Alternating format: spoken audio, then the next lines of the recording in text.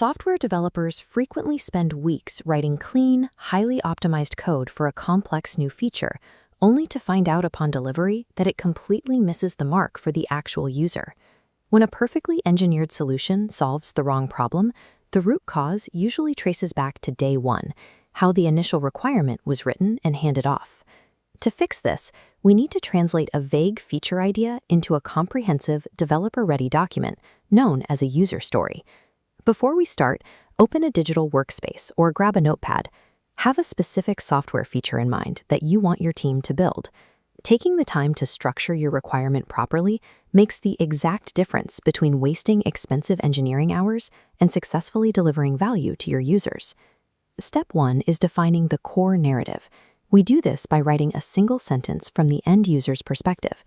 This sentence relies on a mandatory 3-part structure. It dictates who the user is, what their goal is, and the ultimate benefit they receive.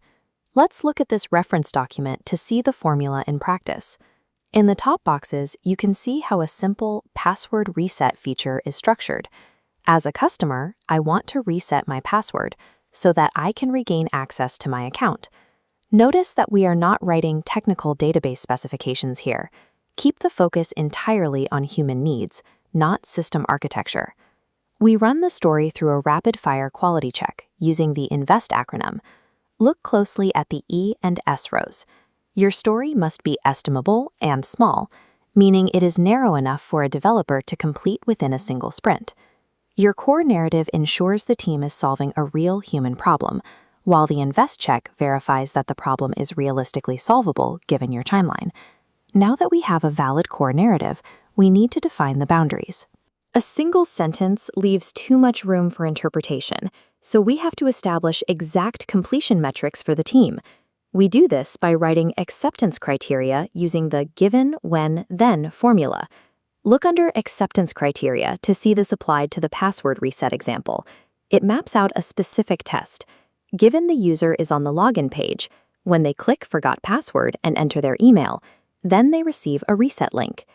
Skipping this rigid format is a direct path to vague completion metrics. Without it, developers will build what they think you mean, resulting in endless revision loops. By defining these criteria up front, you create a precise, testable contract between the requester and the developer. Both sides know exactly what done actually means.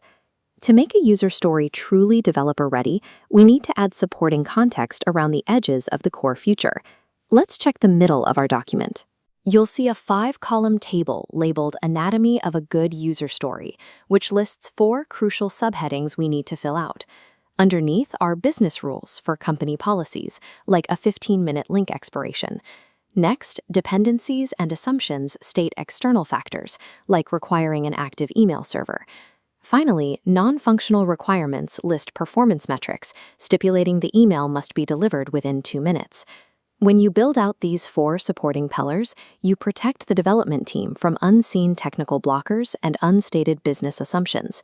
By following these steps, you've taken a vague feature idea and transformed it into a fully fleshed-out, developer-ready document.